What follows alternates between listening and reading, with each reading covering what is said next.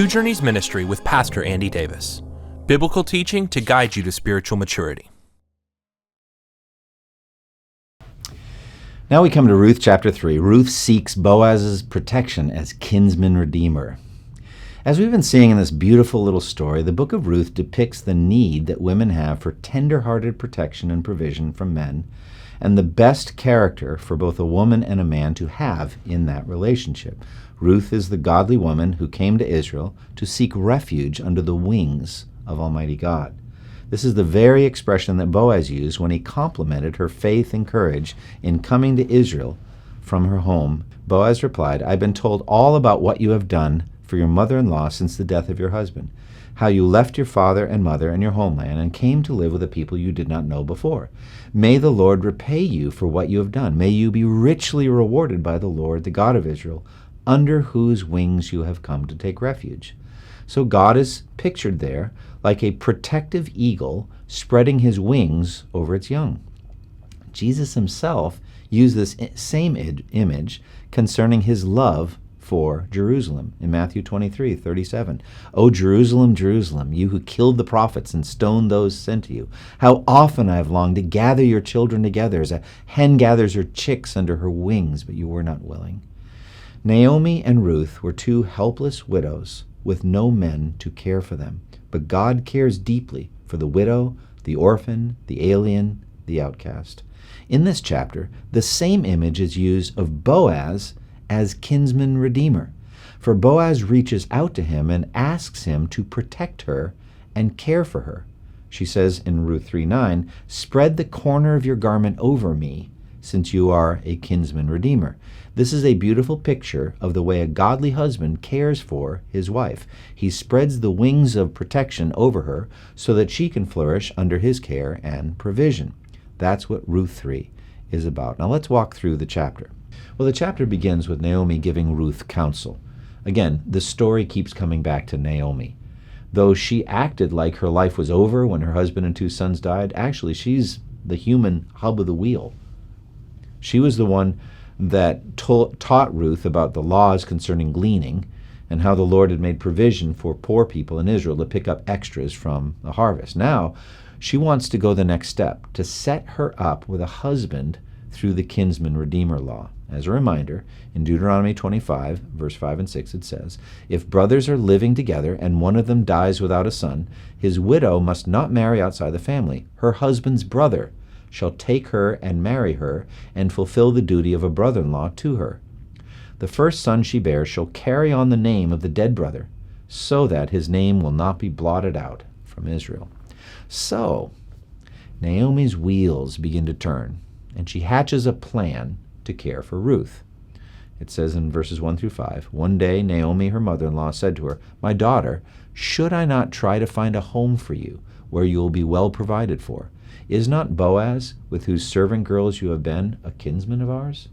Tonight he will be winnowing barley on the threshing floor.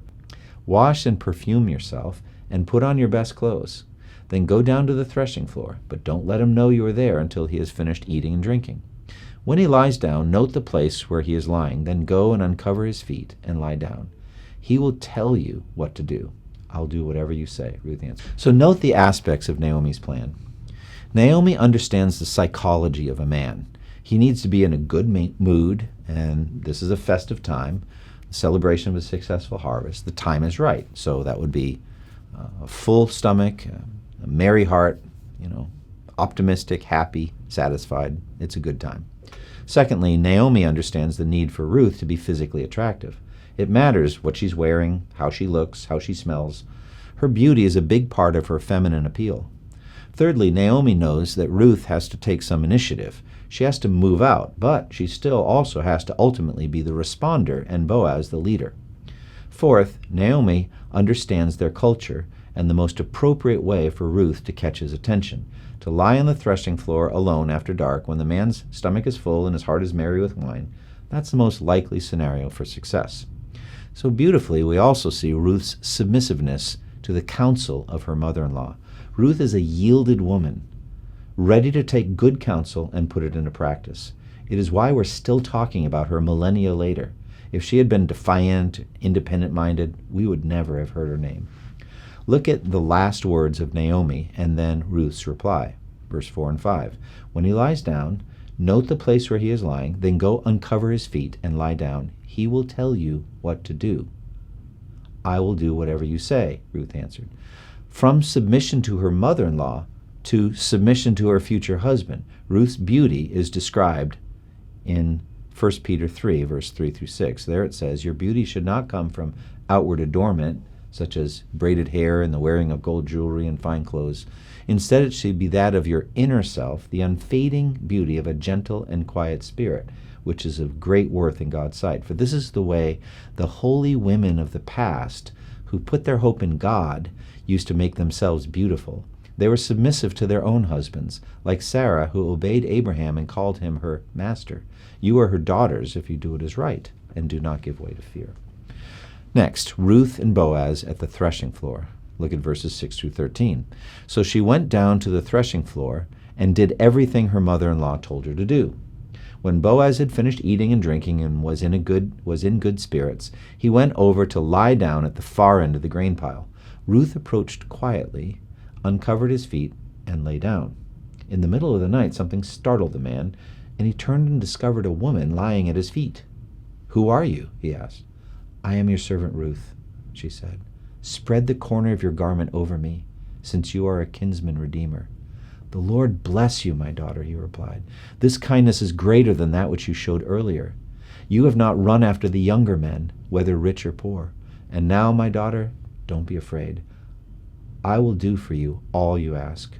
All my fellow townsmen know that you are a woman of noble character. Although it is true that I am near of kin, there is a kinsman-redeemer nearer than I. Stay here for the night, and in the morning, if he wants to redeem, good, let him redeem. But if he is not willing, as surely as the Lord lives, I will do it. Lie here until morning.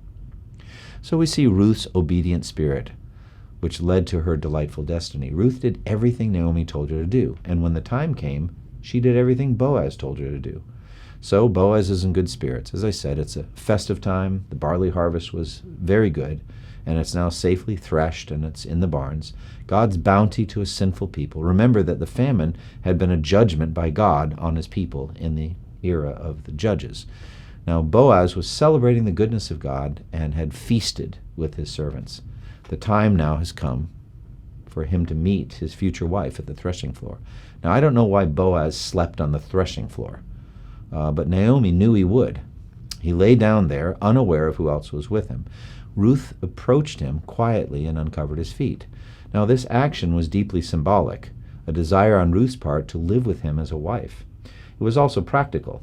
At some point in the night, he was awakened, probably in part because of his uncovered feet. Boaz discovered Ruth when he woke up. He saw a young woman close by his uncovered feet. He asked, "Who are you?" Ruth answered, "I am your servant Ruth." Again, beautiful and submissive. Then the request, "Spread the corner of your garment over me, since you are a kinsman-redeemer." The symbolism is one of provision and protection. Keep me warm at night, provide for me, draw close to me, be my husband, be the father of my children, protect and provide for them as well. In a godly male-female relationship, it is not wrong at all for a woman to show strong desires to the man she desires, but the leadership, the initiative, ultimately must be his. Boaz then responds godly. Boaz is very moved by this, by his demeanor and his place in the community, and the way he calls her daughter and carries himself, by the fact that he's impressed that she's not run after younger men. All of this shows me Boaz is an older man. He speaks words of praise for her. He praises her wisdom in pursuing him, an older, established, godly man, rather than following the usual drives of a young woman for someone handsome and physically strong. He speaks praise of her reputation in verse 11. "All my fellow townsmen know that you are a woman of noble character." And he promises her to do what she asks him to do. "Do not be afraid. I will do everything you have asked." But there is still one more hurdle. He says in verse 12, "Although it is true that I am near of kin, there is a kinsman-redeemer nearer than I." But Boaz has faith about this. He clearly wants to be married to Ruth. He wants her, but he's willing to trust the Lord in that matter. "Stay here for the night," verse 13, "and in the morning, if he wants to redeem, good, let him redeem. But if he is not willing, as surely as the Lord lives, I will do it. Lie here until morning."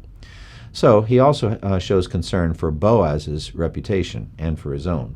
Though they were completely pure there at night on the threshing floor, it does have the appearance, possibly, of something scandalous. So he makes sure that she leaves while it's still dark, lest corrupt minds wag gossipy tongues.